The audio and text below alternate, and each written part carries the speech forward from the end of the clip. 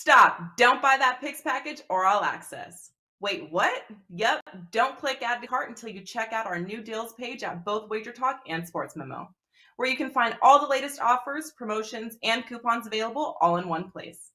These deals are updated daily and can be found by clicking deals in the nav at WagerTalk or Sports Memo, going to wt.buzz/deals, or scanning the QR code on your screen.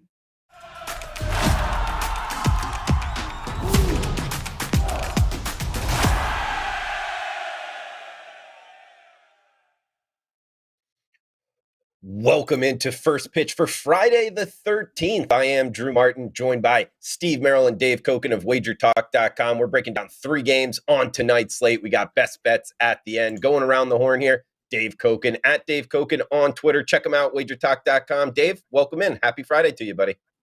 Thanks, sir. I have a best bet parlay up tonight, which means the 2 chalk pieces I put together. I think that's got a very good chance to cash. Some other games as well. One we'll talk about here on the show in the best bet segment.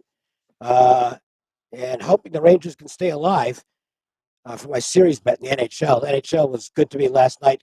Lucky. I mean, Tampa Bay got a great call from the officials to set up what eventually became a 5-on-3 power play. And without that, they're done. They would have lost the game. So a little good fortune there. I'll take that. And hopefully it'll continue tonight. Absolutely. We've got three good games. A lot of interesting handicapping angles on these three games we're going to be breaking down with Steve Merrill as well. Steve, 10-3 the last 13, man. What, around 80%? Seeing it well. Welcome in. Yeah, it's been a nice run of the week. It's a 70% for the month of May, and that's both NBA and MLB combined. So it's a great time to have an all access. We have over 4.5, 5 weeks still the NBA playoffs through the finals. So don't forget about the NBA playoffs. Baseball, of course, 4 to 5 months left on a daily basis. It's a great time to start taking a serious investment approach at WagerTalk.com. Hitting 70% for the month of May. I look for it to continue with 3 best bets tonight and also a bonus free play on my page right now, Steve Merrill, WagerTalk.com. And one quick alert, I am planning on doing another weekend video for baseball this week. And I know we have no first pitch on Saturday or Sundays, but be sure to check out WagerTalk TV here, as I should have a MLB weekend video up later this evening. Good stuff, Steve. Yeah, look forward to that. We got Steve Merrill revving it up for tonight's.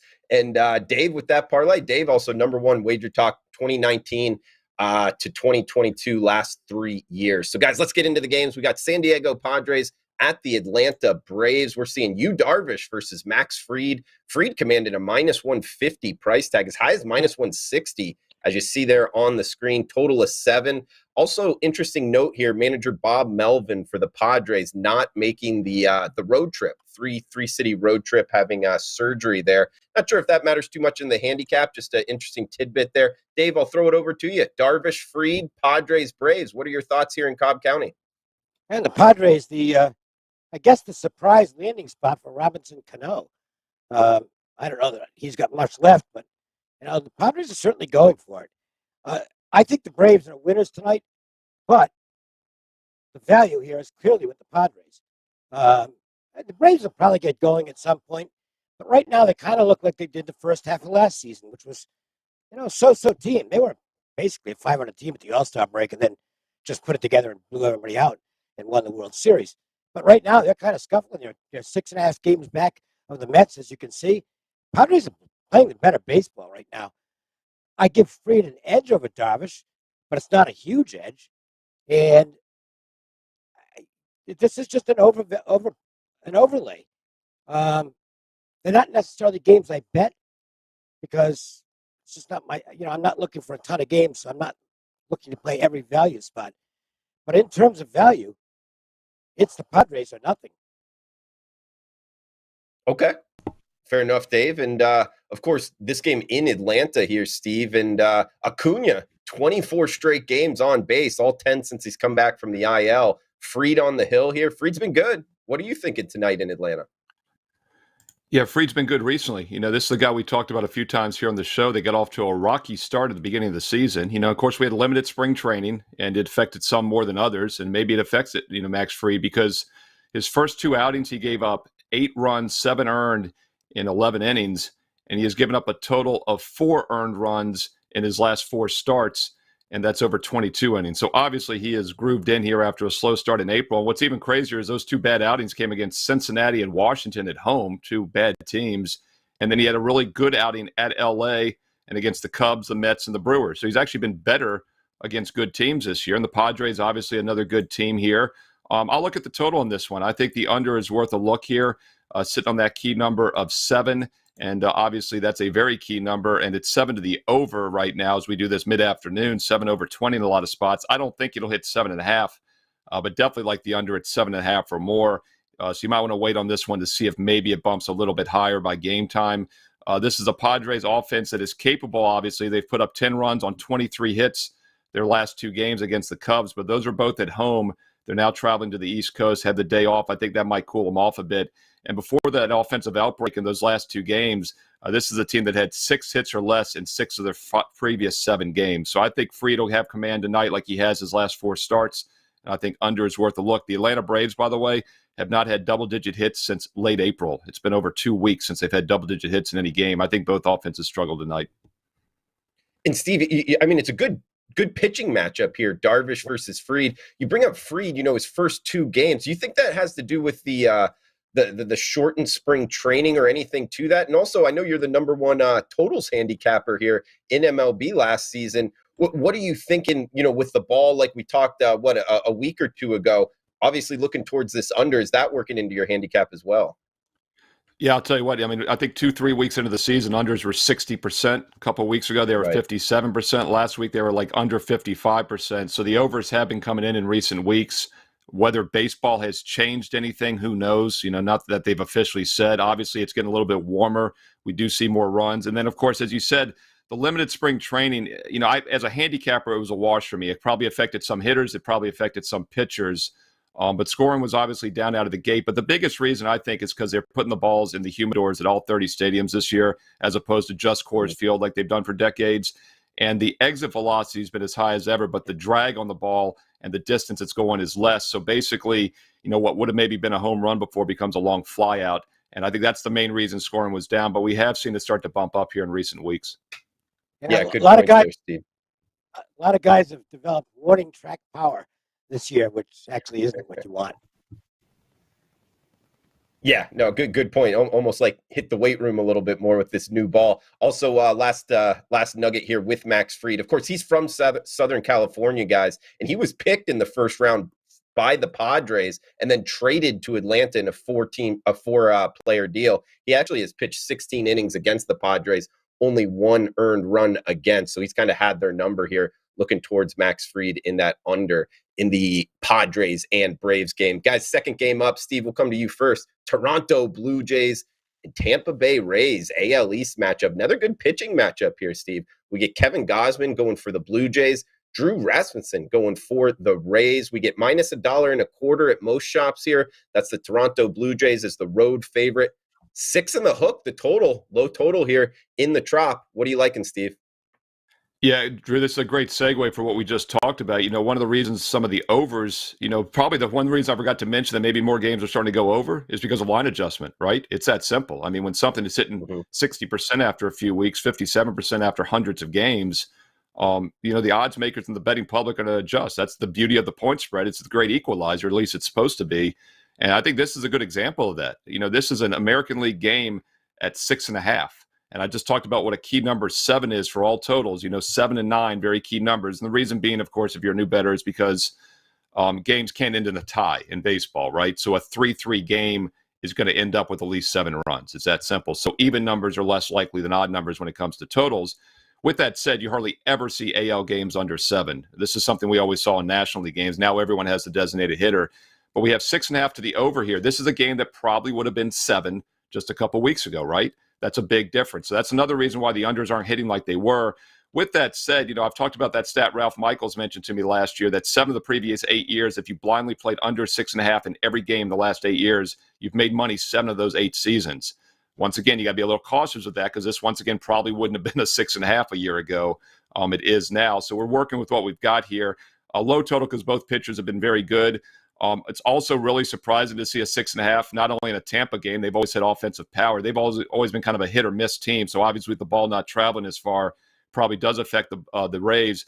but the Blue Jays especially. I mean, when the season began, if you had told me we're going to get an over 6.5 in any Toronto game, I would have been shocked. But the Blue Jays have not hit the ball as well as expected.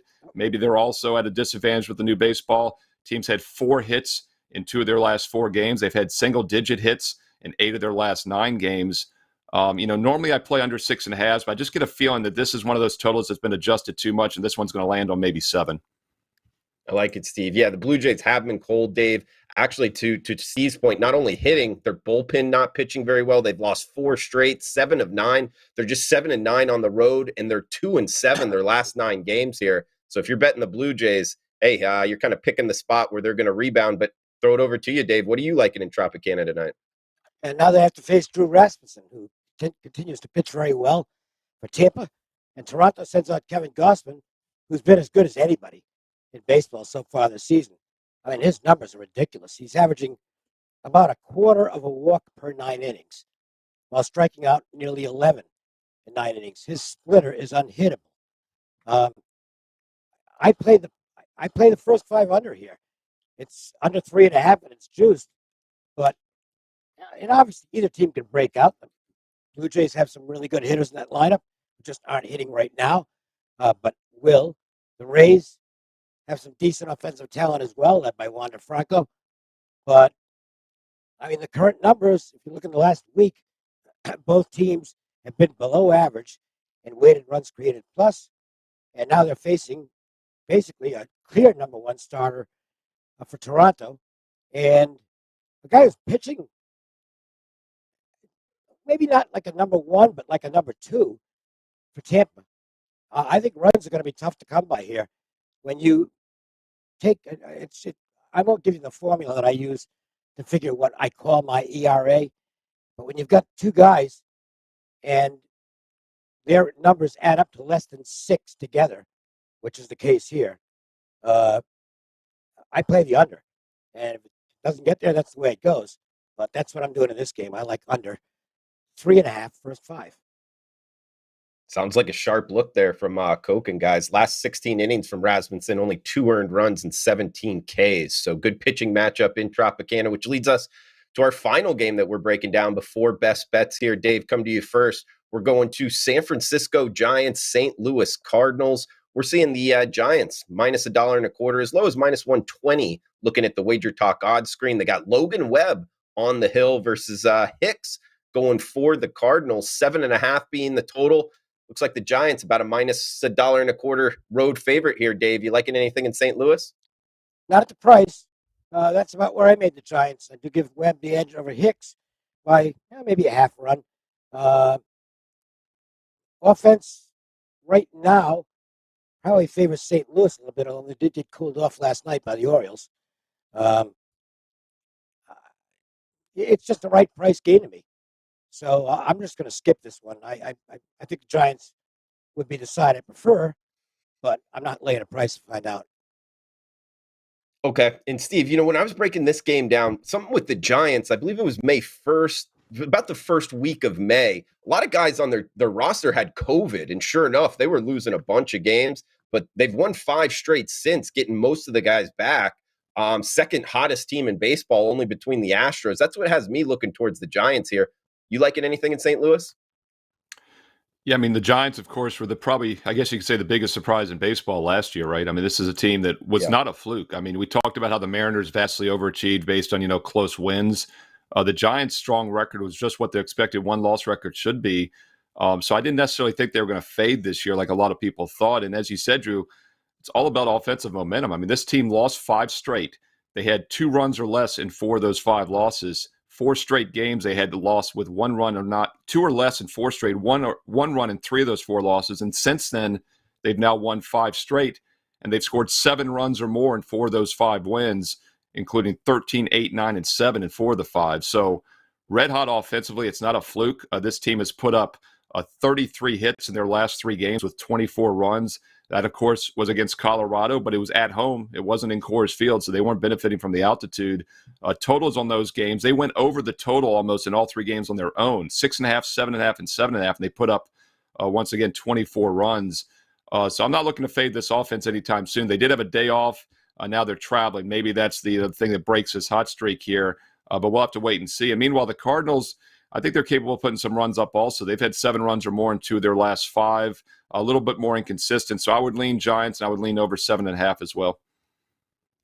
Good stuff from both Steve Merrill and Dave Koken. Check them both out, wagertalk.com. We got best bets coming up right now. Throw it over to you, Dave, for your best bet. Any final thoughts for the show? Guys, make sure to check out Dave Koken's best bet parlay up at his page at wagertalk.com. He's the #1 MLB handicapper the last 3 seasons, and he's got that parlay up for Friday night action. Dave, any final thoughts for the show, and what do you got for best bets? Well, I want to look at the marquee matchup of the night between the Reds and Pirates. Well, all right, maybe it's not the marquee matchup, but I did bet this game.